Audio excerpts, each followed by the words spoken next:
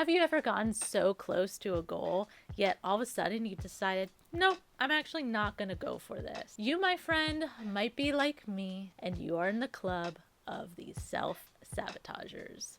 Yes, it sucks, and honestly, the first part is to acknowledge it. So let me tell you, if you are one who tends to self-sabotage, you are not alone. Listen, I was determined to build the biggest, most juicy booty this year, and I was doing really good. I was doing daily workouts, daily booty workouts, and I was seeing it. I was seeing the booty grow, and guess what? I decided, no, I'm just not going to do my workouts anymore. It is what it is. There are so many different reasons why we are prone to self-sabotage, and I wanted to sit down and talk to you guys about that today.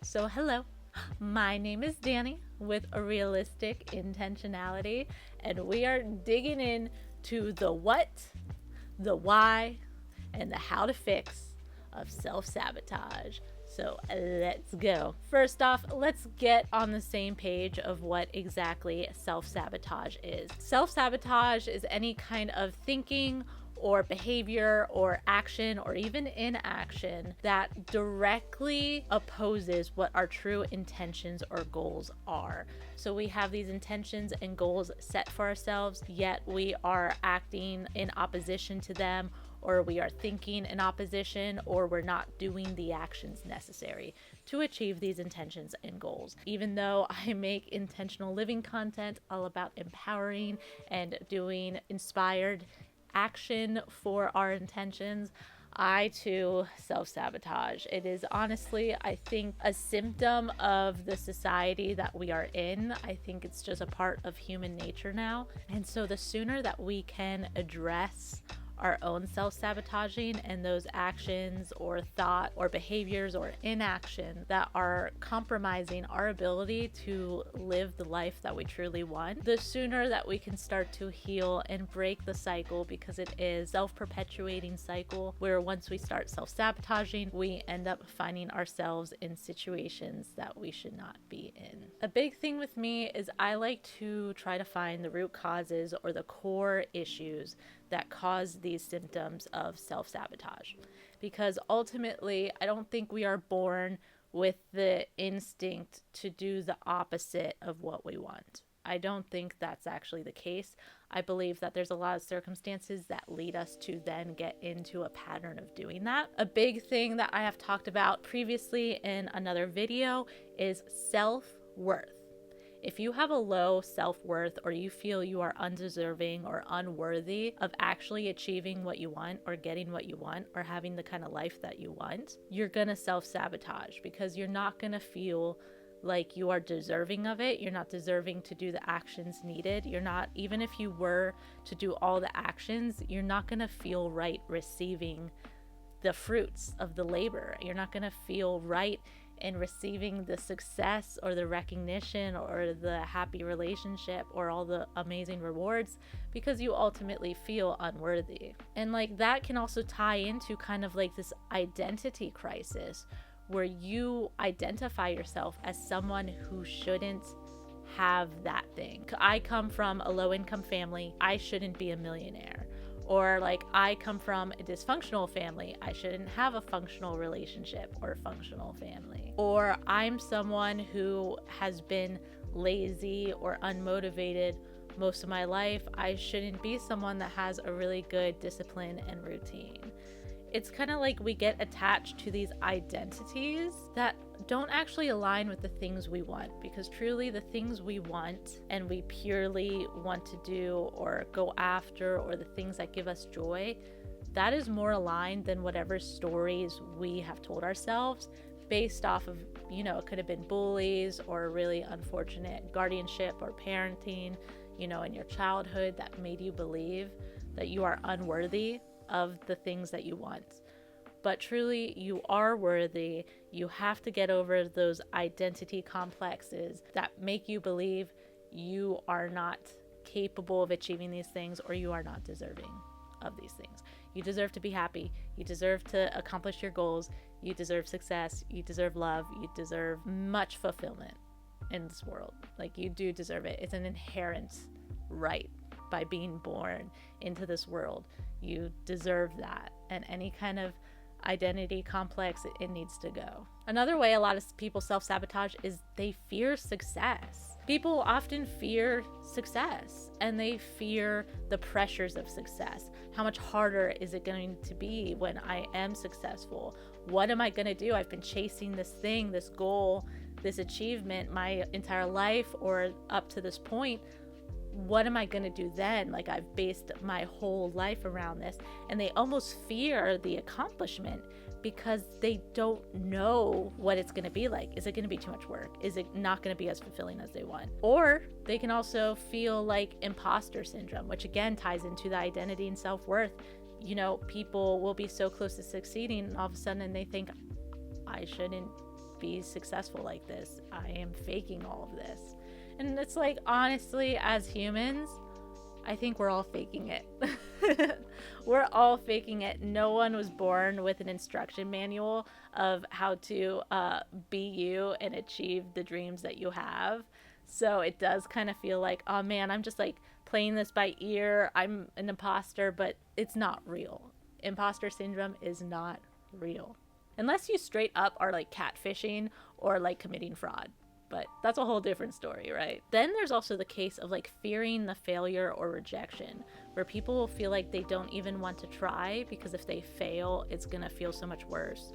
Or if they somehow get rejected or denied what they want or their goal or whatever, that is gonna be so much worse than had they just not tried at all, right? And that even in the chaos or the stagnant complacency that they are in, not trying is going to be better than the risk of failing or being rejected, which is so, and like, I get it. Like, trust me, I have failed so many times publicly. I have committed so many days and weeks into films that I can't even watch and I would never even show people. I have written so many things that have never even made it to a printer. Right? I have done so many videos that turn out to be like maybe like 3 views. And it's the reality. And like, I have done that so many times that now I really do understand that it is just part of the process, that you need to fail over and over and over to then get the skills required to succeed. But a lot of people who haven't gotten there yet and have only gone like to the points of that really cringy first few failures, they just don't want, they just want to avoid that feeling. And trust me, I get it. Like, I totally do. And like, I have only really started chasing my dreams with discipline and like awareness and like just like this crazy motivation recently, because I was stuck in that purgatory of like trying to avoid failure, but then while still feeling like a failure because I hadn't tried. And you need to get out of that space. All those things can really lead into self-sabotage, which again can be inaction, action, behaviors, thinking. Like, I truly think that it is so much more multidimensional than what people think it is. People think it's like, oh, you dump a really good partner or you turn down a job opportunity because you feel like you're not going to be good. People think of it like that, but I truly do believe self-sabotage begins in the mind, and it's those thoughts that you feed into, where it's like you get a thought and you are like, man, I shouldn't do this because what if people see it and they cringe? I shouldn't do this because I'm never going to be able to keep it up. I shouldn't go after this project because I'm not equipped to handle it once it's completely done. It does start in the mind, and then it turns into those sabotaging behaviors. Self-sabotage in work can look like procrastination or perfectionism, striving for things to be perfect that you don't turn them in or finish it, or even the act of getting so far in a project but then backing off when you are so close to bringing it to fruition. And also imposter syndrome in the workplace is so common. And so those are ways that self-sabotage kind of incarnates into behaviors or into mindset. With relationships, people will choose unavailable partners or unideal partners because they feel like that's the best they can do, or they'll get overly jealous and kind of create issues out of nowhere because they're not used to a peaceful relationship. Obviously, pushing people away, mentioned that already. That is such a common one. Or like even testing each other's love, like loyalty tests, doing something around the house to test. And like, listen, I get it if you're doing it for content and your partner agrees to it, but there's so many people that are straight up testing their partners, and it just breaks trust. It really does. It's not even like, oh, they'll fail and they'll break the trust. It's like it breaks the trust because then you're constantly going to be feeling the need to keep testing them, and that's breaking the trust even within yourself. I already mentioned with my health and wellness, I haven't been working out the way I should. I skip meals when I know I need a lot more calories, or doing like unhealthy things, like honestly picking scabs. Hello, that's like basic self-sabotage. Your wound is trying to heal and you are picking the scab, or biting your nails. Like there's so many germs and you're making your nails like rugged and jagged. And like I am a nail biter, guys. It's so gross. And like I usually have fake nails to stop me from doing it. But right now I'm like trying not to, out of just willpower. Even little things like that. It's like anything that goes against what you're trying to do. If you are trying to lose or gain weight, but you're not eating accordingly and you're not moving in the action accordingly, that's self-sabotage. Self-sabotage and personal growth, like if you're not following through with commitments, or you're avoiding your healing, you know something's upsetting you, but you keep suppressing it. You know there's something you need to talk about, but you don't. You know you need to go to therapy. You know you need to structure your life a little better. Dude, and listen, I'm not trying to list all these things and like make anyone feel bad, because these are all things I do. Like I just made that 3-day routine reset because I had gotten into complacency and I was self-sabotaging. And like, listen, I'm still not fully bounced back. I wish I could say after doing that video, everything's been hunky-dory, but it is not, because we are all human, right? And I am also on a quest for self-improvement. But trust me, there's tons of self-sabotage with personal growth and self-development. And dude, and I gotta put it out there, there's self-sabotage with finances. When you're scrolling on Amazon or shopping when you don't need to be, or when you're avoiding looking at your savings account because you know you've been tapping out of it. It's not empowered action, right? All of these things are not empowered action aligned with our intentions. It is just things we are doing either out of reflex, out of reaction, or even just out of lack of awareness. We're not aware of how these actions are undoing our life and undoing our well-being and what we want to do. It is totally unconscious so much of the time, and that's why tapping into awareness is such a huge cornerstone in everything I talk about, because you cannot address all of your self-sabotaging unless you are aware of the causes and what they look like. So let's talk about breaking that cycle. So a big thing with my mindfulness and awareness practices is basically tapping in as often as you can. So it's like just any moment that you kind of get that like, whoo, I'm really in this bish, aren't I? I'm really in this body living this life. When you get those like moments of awareness, think like, do I want to be doom scrolling right now? Do I want to be ignoring these texts and emails right now? Do I really want to be doing this instead of doing that? Do I really want to be doing what I'm doing at all? You know, tap into that awareness. And then also think about the things you want. Remind yourself of your intentions. What can I do to get me closer to this intention right now? What's something that I should be doing, but I also feel like doing, right? Because I do think forcing yourself to be your perfect self all the time is not healthy. But I do think it is important to kind of meet in the middle. It's like, okay, I should do this, this, and this. Which of the options seems the most enjoyable right now? And go with it. It can be as simple as that. Just ask yourself in any given moment, is this bringing me closer or further away from my goals? That easy. And along with that, you need to address those core beliefs that are sabotaging you. Why do I feel this type of way? What do I think about myself that doesn't align with my intentions or the person I want to be? Where did those things come from? How can I heal them? I have so many blog posts and like videos about doing that and like addressing core beliefs, and I'll probably make 100 more videos on it because it is such a big thing. In my complete guide, I talk about how you have to acknowledge that before you can take any other steps. And so really connecting within yourself and reminding yourself that you can change your core beliefs about yourself. They are all up to you. People may have placed them in our hearts, and it's really hard to dissect them and then try to get rid of them, but it is possible and you deserve it. If you pinpoint something you think of yourself, you can ask yourself, why do I think that about myself? Who taught me that? What has fueled that belief? And what can I do to combat it? What better belief can I replace it with? Another thing that really has helped me is the identity shifting of like acting as if.